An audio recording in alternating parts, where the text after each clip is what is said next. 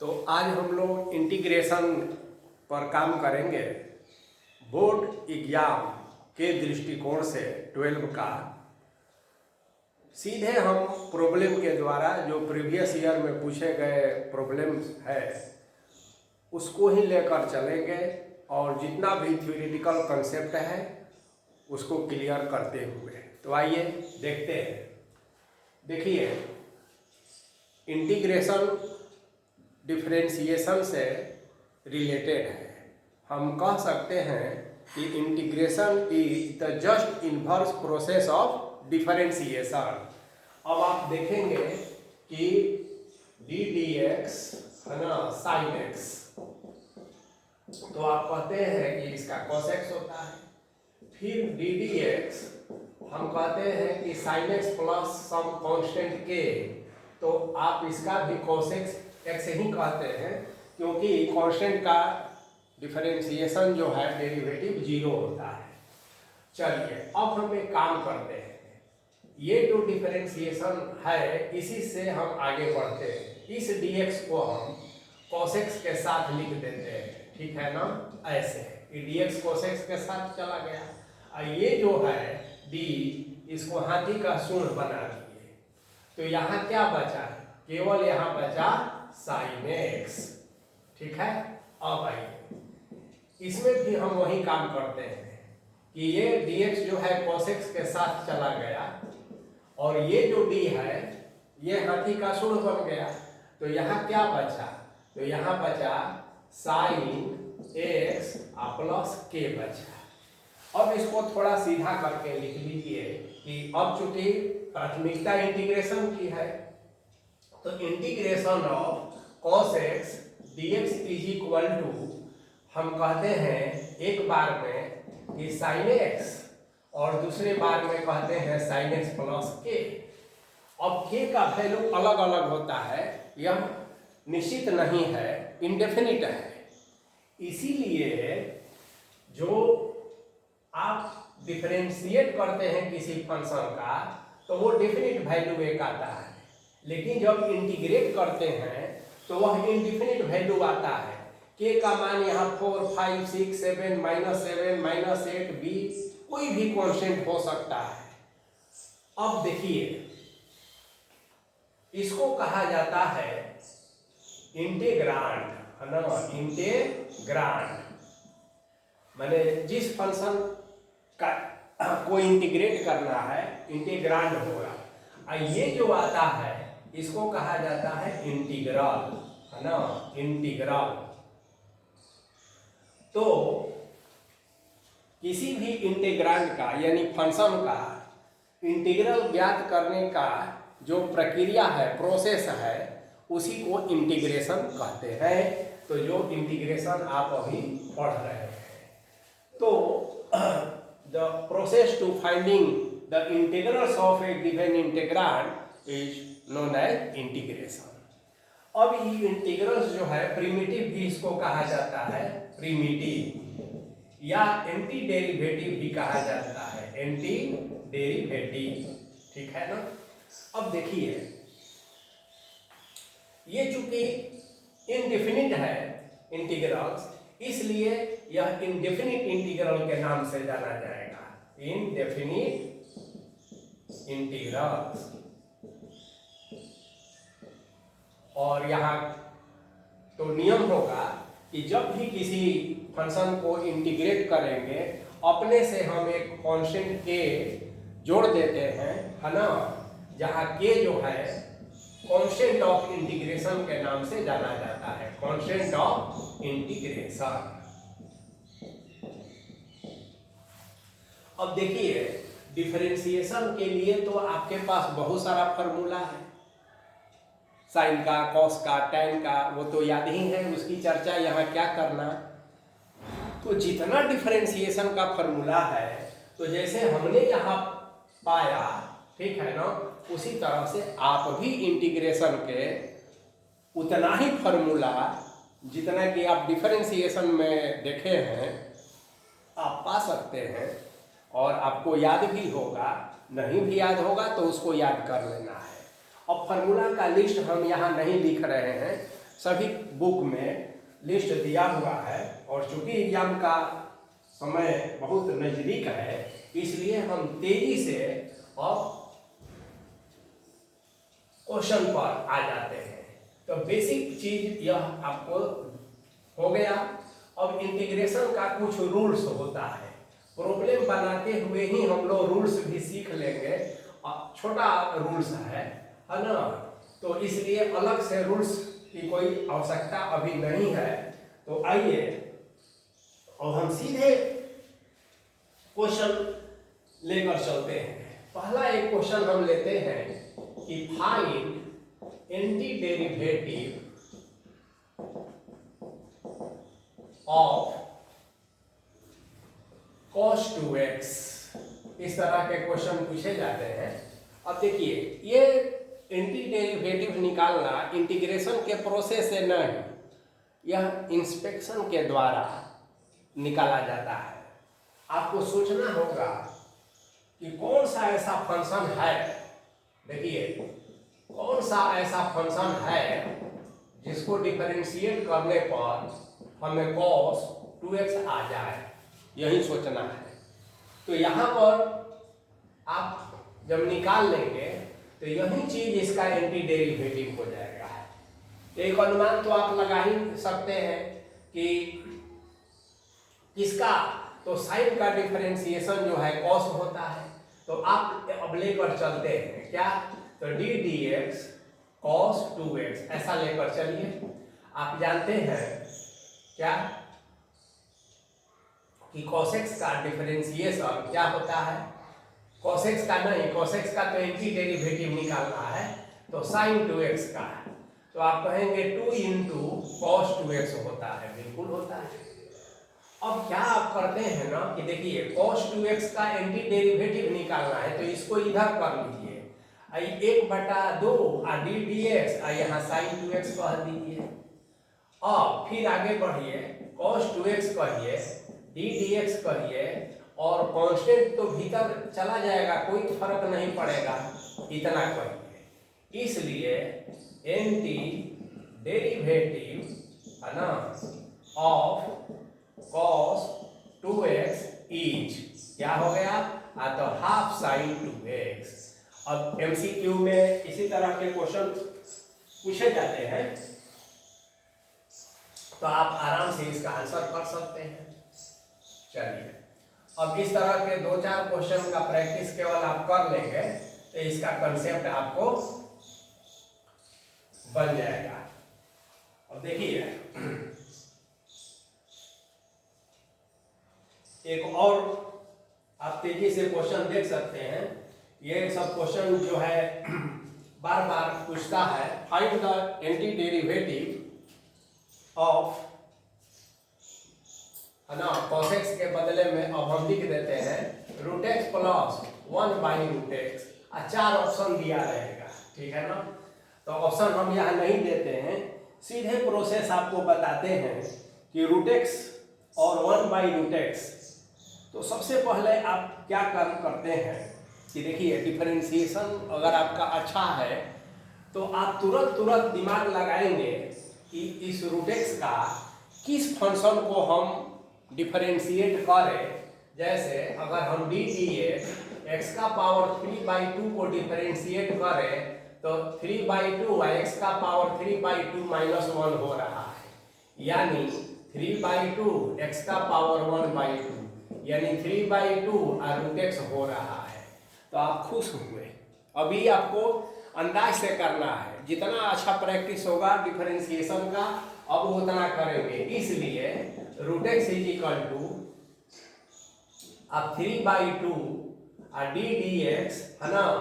अब डायरेक्ट लिख देते हैं, 3/2 को भीतर कर दिया जाए ऐसे, और x का पावर 3/2 हो गया, इसलिए इसका एंटी डेरिवेटिव ये हो गया।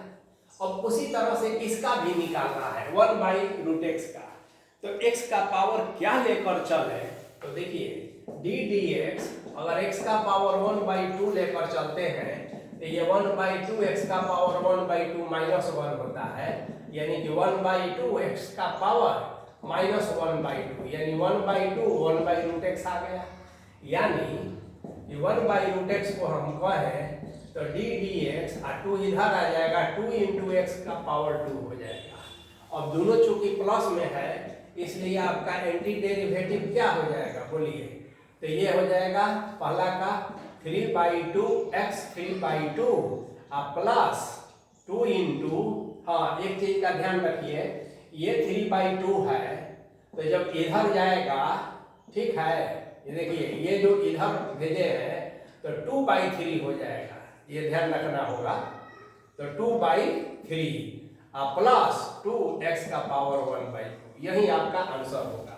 और ऑप्शन दिया रहेगा, उस ऑप्शन के आधार पर आप काम कर सकते हैं। चलिए नेक्स्ट क्वेश्चन। अब देखिए, अब जो कुछ क्वेश्चन हम लोग प्रैक्टिस करेंगे तो अब इंटीग्रेशन और उसके रूल के आधार पर, जैसे इवैल्यूएट समझते चलना है, integration of 2 - 3 sin x by cos square x dx। अब देखिए यह इंटीग्रांड जो दिया है तो फार्मूला जो स्टैंडर्ड है ना उस रूप में डायरेक्ट नहीं है, तो क्या करेंगे, तो इसको ट्रांसफॉर्म कर देंगे, है ना, इसको सिंप्लीफाई करेंगे और स्टैंडर्ड जो रिजल्ट होता है उसमें हम लोग लाते हैं, है ना। तो यह इंटीग्रेशन का जो मेथड हुआ तो मेथड ऑफ ट्रांसफॉर्मेशन इसको कह सकते हैं, मैंने दिए हुए क्वेश्चन को बदलना।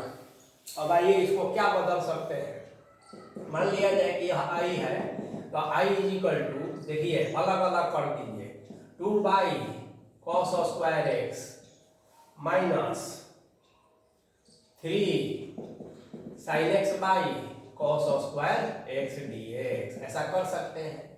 अब देखिए इंटीग्रेशन का नियम है कि इंटीग्रेशन जो है साइन दोनों में चला जाएगा, तो ये कोई खास बात नहीं है। 2 यहीं पर नियम भी आप सीख रहे हैं, ऐसे हो गया, और 3 sin x by cos x, तो sin x by cos x कह दीजिए, एगो और cos x कह दीजिए, ऐसे dx कह दीजिए।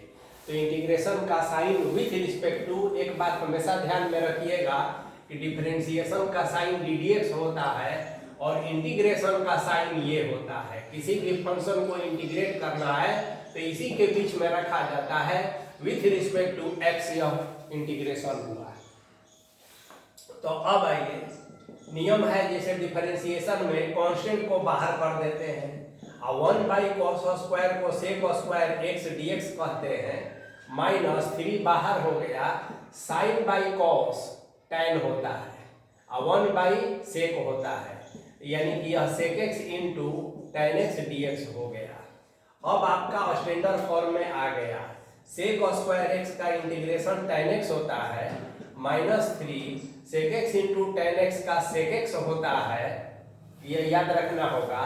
और लास्ट में दोनों के लिए लास्ट में एक ही सी लगा देंगे तो यही आपका आंसर हो गया। तो यह कांस्टेंट ऑफ इंटीग्रेशन हुआ।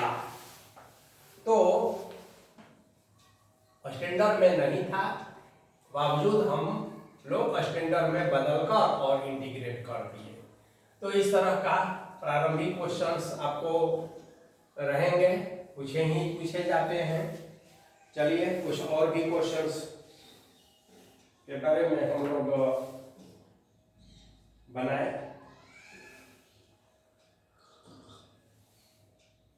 देखिए मान लिया जाए छोटा सा कंसेप्चुअल कि 10/x है और 5/x है dx है, डायरेक्ट तो यह स्टैंडर्ड फॉर्म में है नहीं।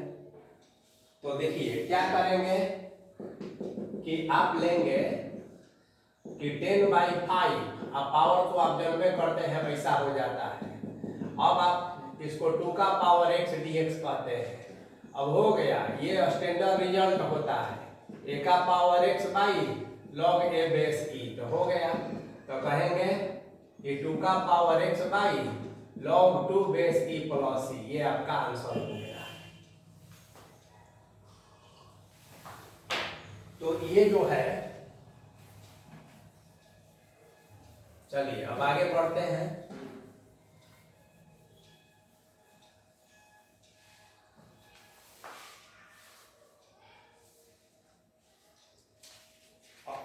हाँ,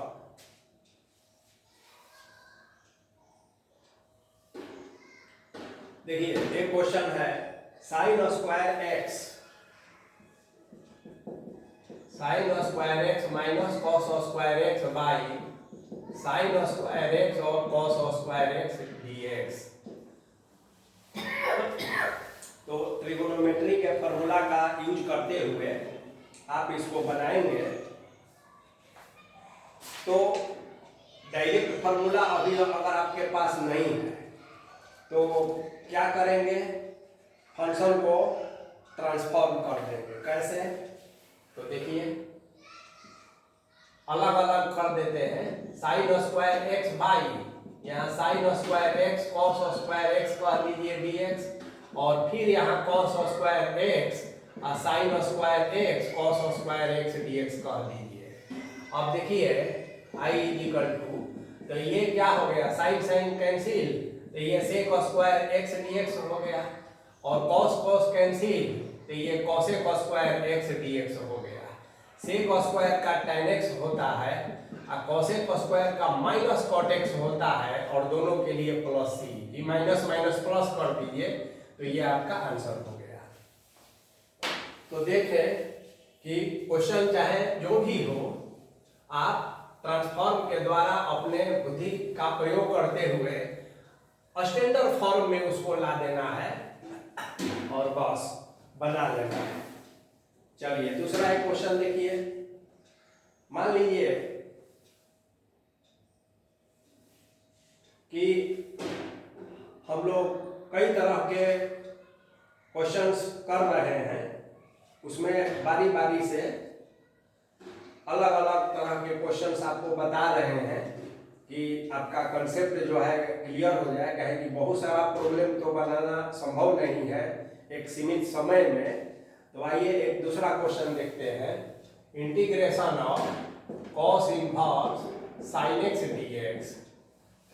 अब देखिए डायरेक्ट तो स्टैंडर्ड फॉर्म में नहीं है, लेकिन आप इनवर्स का कुछ बेसिक जानते हैं।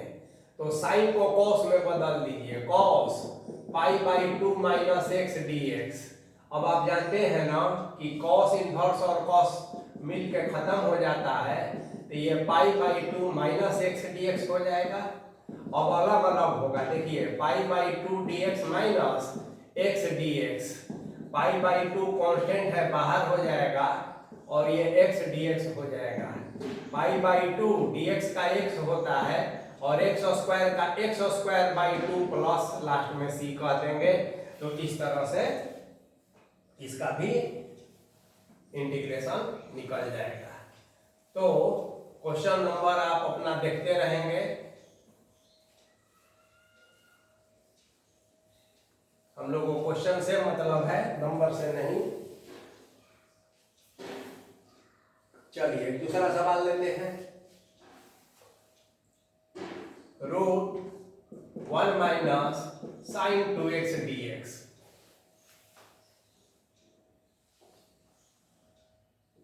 अब देखिए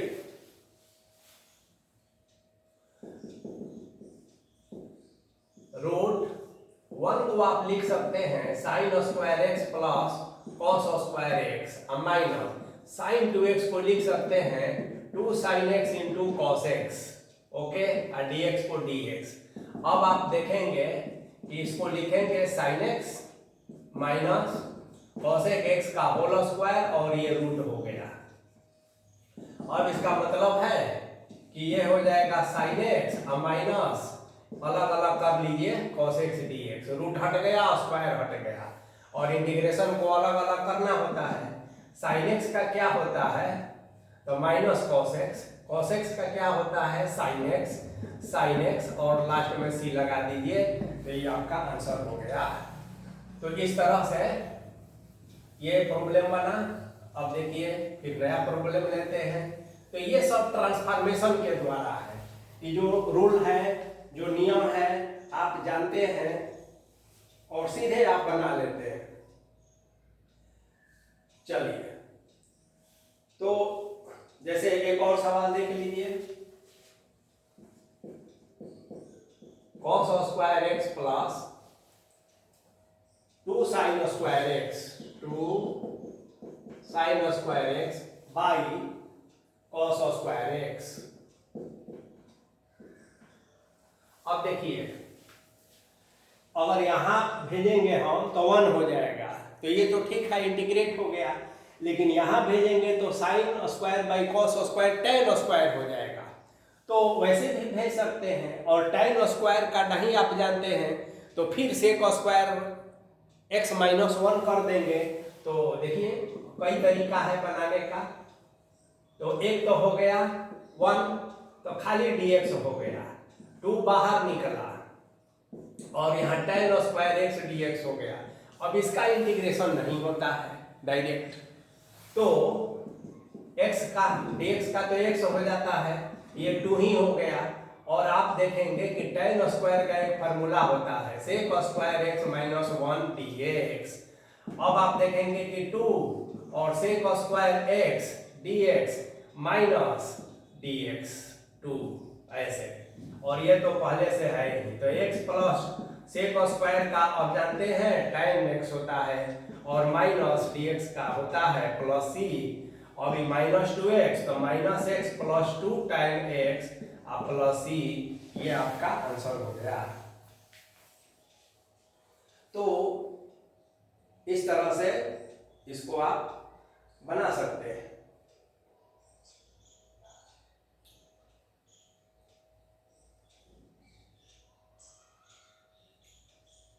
अब एक दूसरा सवाल लेते हैं।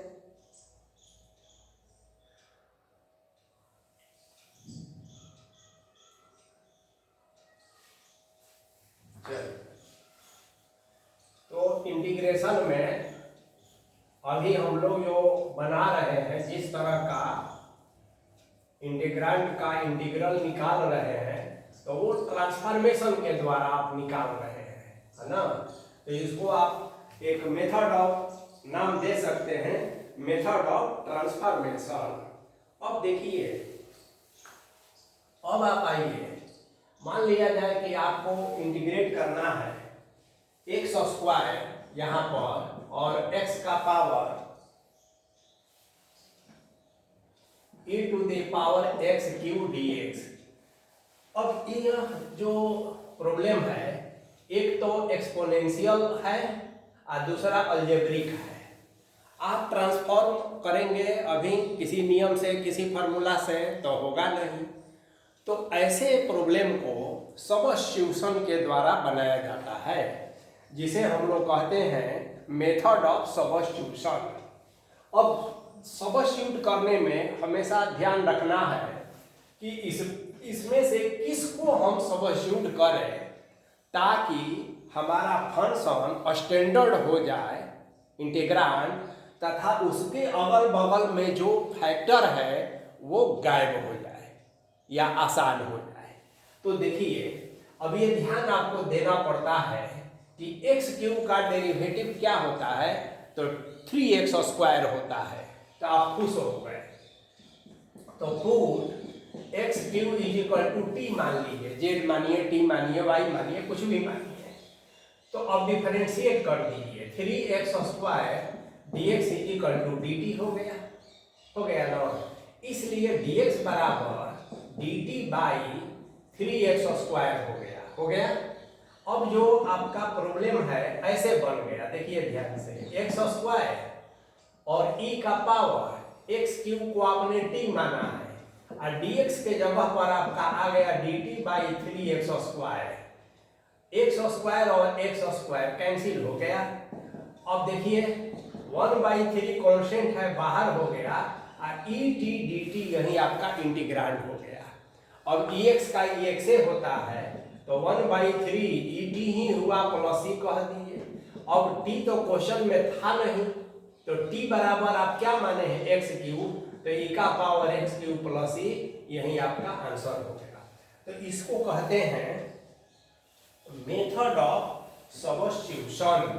ट्रांसफॉर्म से जब नहीं बने प्रॉब्लम तो सब्स्टिट्यूट करेंगे, और प्रैक्टिस करते करते तो इतना आपको लिखने की जरूरत भी नहीं पड़ेगा, बहुत तेजी से आप कर लेंगे। चलिए अब आपको थोड़ा सा बड़ा प्रॉब्लम में छलांग लगवा रहे हैं। e to the power x plus 1 dx। देखिए डायरेक्ट सब्स्टिट्यूशन का कोई चीज आपको दिखाई नहीं पड़ रहा है, ठीक है ना, फिर भी एक्सपोनेंशियल है और कुछ आप कर नहीं सकते हैं, तो आप क्या कीजिए ना कि पुट e का पावर x प्लस 1 बराबर t ले लीजिए। दिस इंप्लाइज दैट अब अगर ex को खाली लिखना हो तो ex बराबर फिर t माइनस 1 भी लिख सकते हैं, डिफरेंशिएट कर दिया जाए तो ex dx is equal to dt, ऐसा हो गया ना। अब इसलिए dx बराबर dt बाई ex हो गया, यानी कि dt बाई और ex बराबर क्या है, t माइनस 1 है। अब हमारा फंक्शन सब t में होना चाहिए, तो देखिए यहाँ तो आप t लिख दिए और dx के जगह पर आपको लिखना होगा dt बाई t माइनस 1 हो गया। अब नया सवाल आपके सामने है, अब आपको इसी को सिंप्लीफाई करना है। अब इसको सिंप्लीफाई करने के लिए ट्रांसफॉर्मेशन फिर वही काम करना है, ट्रांसफॉर्मेशन का सहारा लेकर आप इसको कर सकते हैं, और जैसे जैसे आगे बढ़ेंगे तो फिर कुछ नए रूल्स मिलेंगे आपको, पार्शियल फ्रैक्शन सीखेंगे तो उसके द्वारा भी इसको किया जा सकता है, लेकिन अभी हम लोग इसको ट्रांसफॉर्म के द्वारा करेंगे। तो देखिए हम अगर इसको ऐसा लिख दें t माइनस 1, देखिए तो t या t cancel, minus minus plus होता है तो 1 का 1 रह गया, और नीचे हम t और t माइनस 1 जैसे था वैसे करके dt कह दिए। अब आइए अब सेपरेट सेपरेट इसको भेज दिया जाए, t और बाई t माइनस 1 कह देते हैं, dt अलग अलग कर दिया जाए, और t माइनस 1 और t into T minus 1 dt कह देते हैं ऐसे। अब देखेंगे आप ये t और t कैंसिल, ये t माइनस 1 कैंसिल, तो देखिए इंटरेस्टिंग रिजल्ट है। क्या बचा आपके पास, तो देखिए अब आप खुश हो जाएंगे कि अरे ये तो बड़ा अच्छा से बन गया। तो देखिए बचा आपके पास i इज इक्वल टू, है ना, यहाँ 1 बाई टी माइनस 1 dt बचा, और माइनस यहाँ 1 बाई टी dt बचा। अब आप जानते हैं कि 1 बाई टी का log t होता है, ये स्टैंडर्ड फॉर्म है, और t माइनस 1 का भी जो है ना log t माइनस 1 होगा, ये भी स्टैंडर्ड लीनियर है, यह स्टैंडर्ड फॉर्म है, और एक प्लस ही लगा दीजिए, बस हो गया काम आपका। अब यहाँ log का जो रूल है उसका हम यूज कर लेते हैं, तो आप चाहें तो ऐसा इसको और लिख सकते हैं, log देखिए t माइनस 1 बाई टी ऐसा है ना, m by n, m minus n होता है, आप प्लस c कह दीजिए।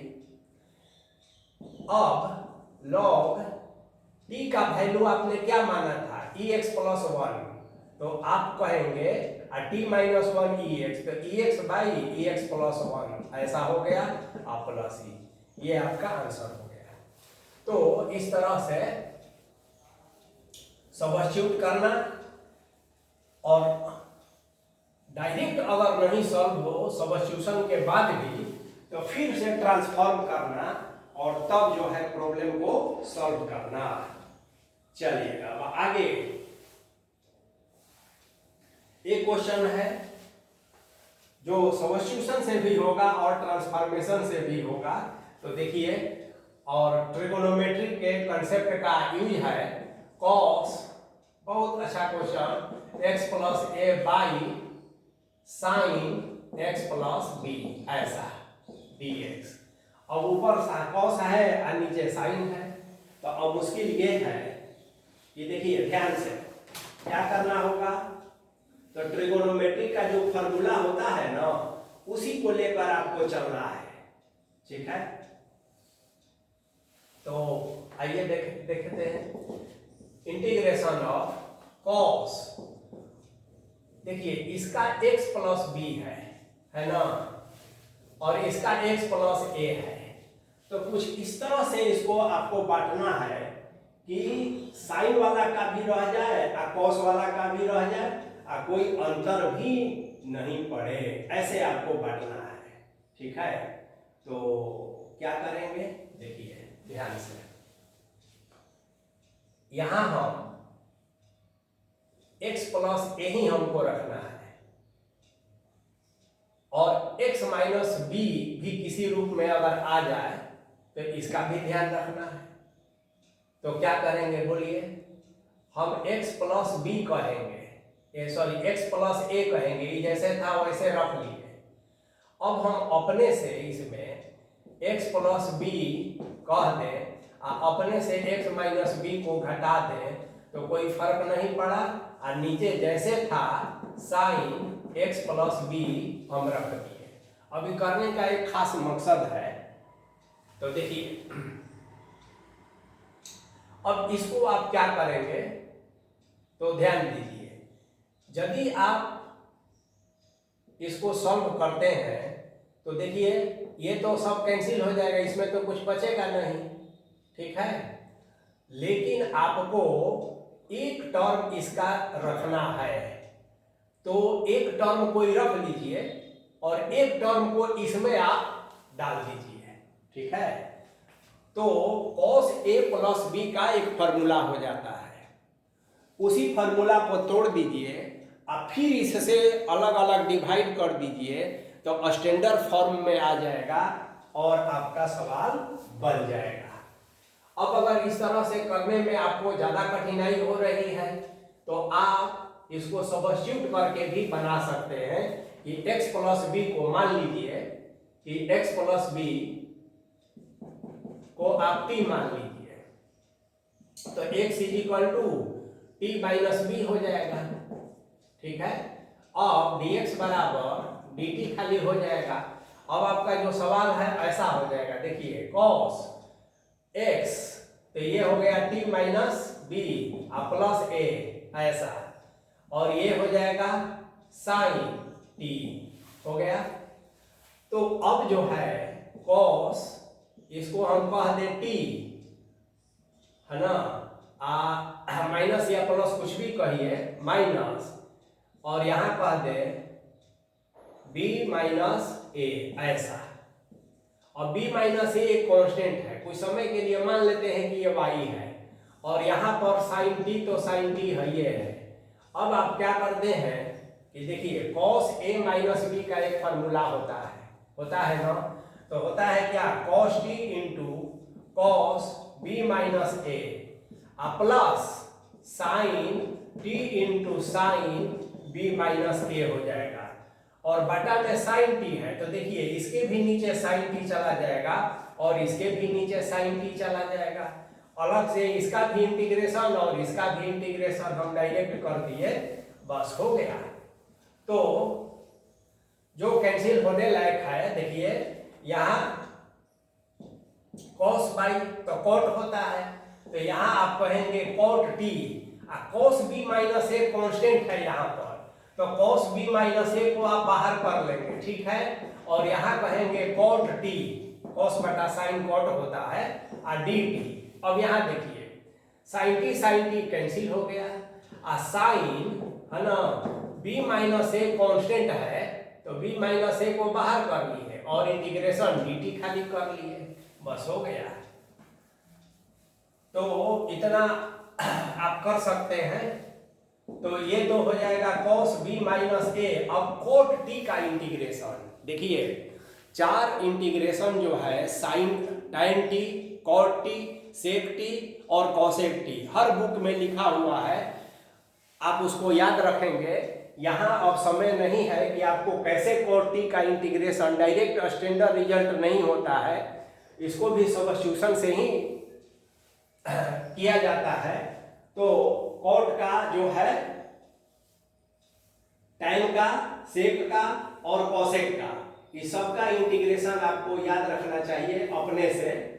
और तब जो है ये बनेगा, तो साइन हो जाता है लॉग साइन, है ना, तो लॉग साइन टी हो जाएगा और प्लस ये साइन बी माइनस ए और डी टी का टी हो जाएगा, एक सी लगा दीजिए।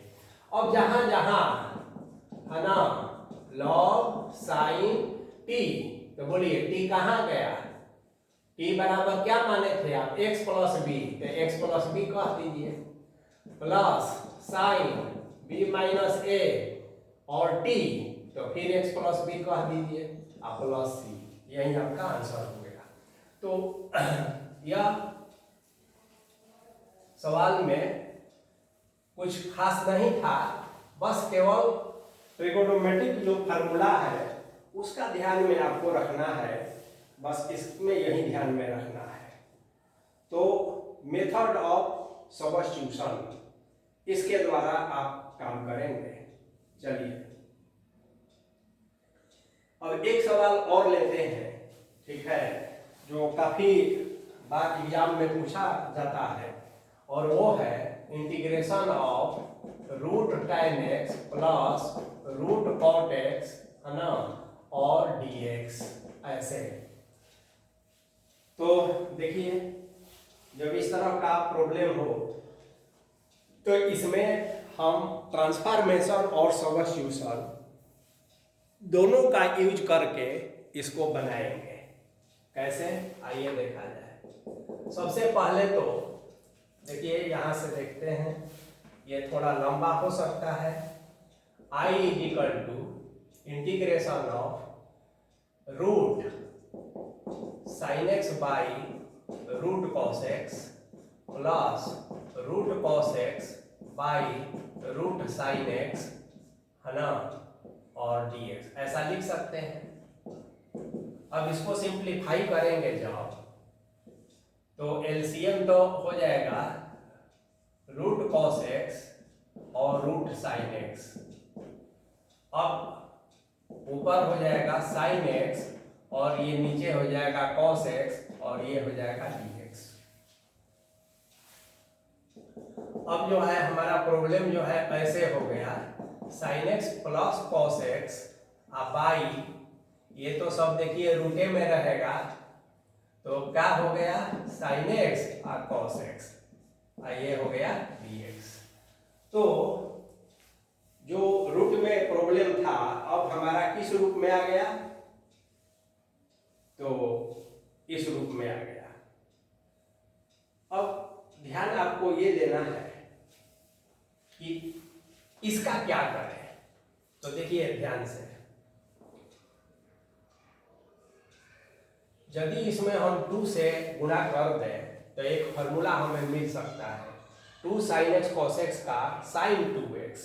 तो रूट के भीतर चूंकि हम 2 से किए हैं तो आपको इसके लिए एक रूट 2 से मल्टीप्लाई भी करना पड़ेगा, क्योंकि अंतर नहीं पड़े, और तब आपका जो प्रॉब्लम है ऐसे हो जाएगा कि root 2 integration of sine x plus cos x by under root, है ना, साइन 2x, ऐसे करना पड़ेगा। अब आप यहाँ sign x plus cos x है, यहाँ अब हम लोगों का साइन 2x आ गया, तो क्या हो कि यदि हम इसमें 1 को जोड़ दें, है ना, 1 को घटा दें, तो कोई फर्क पड़ा नहीं पड़ा। अब ऐसा करने से फायदा क्या है, क्यों ऐसा हम करेंगे, यह भी हमको देखना है। तो आइए देखते हैं। I इज इक्वल टू, यहाँ कर देते हैं, ये साइन एक्स हो गया प्लस ये कॉस एक्स हो गया, अब आई ये हो गया 1 माइनस साइन 2x हम कह देते हैं। अब ऐसा कहने के पीछे एक खास कारण है, तुरंत पता चलेगा। देखिए 1 तो 1 रह गया प्लस, अब माइनस के साथ 1 माइनस साइन 2x कर दिए तो कोई फर्क नहीं ना पड़ा, नहीं पड़ा। चलिए अब देखिए integration of sign x plus ये कॉस एक्स हो गया, अब बटा में अंडर रूट 1 माइनस, अब ये देखिए ये ठीक है ना, अभी अभी इसी क्लास में इसके बारे में हम लोग लिखे थे कि 1 को sine square plus cos square कहेंगे और इसको 2 साइन एक्स कॉस एक्स कहेंगे तो हमारे पास क्या हो जाएगा, अतः हमारे पास हो जाएगा sign x plus cos x का होल स्क्वायर हो जाएगा और dx का हमारा dx तो रहेगा ही।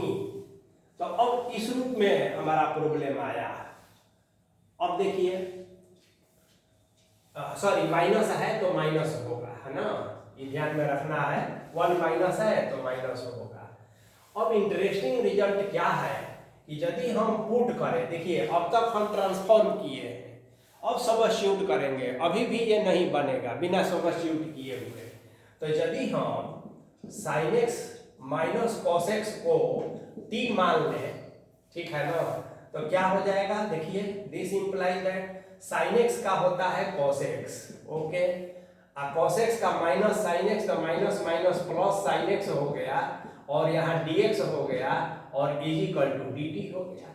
मतलब कि इतना को लेकर हम dt लिख सकते हैं और नीचे जो है उसको एज इट इज लिखेंगे। तो आइए देखते हैं। अब इसको ऊपर हम ऐसे कर देते हैं। तो देखिए अब हमारा जो इंटीग्रांड है वो ऐसे हो गया, ये तो dt में चला गया, I1 by under root 1 minus, इसको आपने t माना है, t स्क्वायर और यहाँ dt हो गया। अब आपके खुशी का ठिकाना नहीं रहा। काहे खुशी, क्यों खुशी, अच्छा √2 तो रहेगा ही, √2 जो है ये छूट गया था, √2 रहेगा ही, इसलिए खुशी कि 1 by under root 1 minus t square का आप जानते हैं डायरेक्ट स्टैंडर्ड फॉर्म है साइन इनवर्स टी और प्लस सी होता है। बन गया सवाल आपका। अब साइन इनवर्स टी है तो टी के जगह पर आप क्या माने थे, तो जो माने थे वही रख दीजिए, साइन इनवर्स और cos x minus sine x minus cos x माने थे तो sine x minus cos x रख दीजिए, sine x minus cos x plus C, यही आपका आंसर हो गया। तो इस तरह से एक ऐसा प्रॉब्लम जिसमें ट्रांसफॉर्मेशन और सब्स्टिट्यूशन दोनों का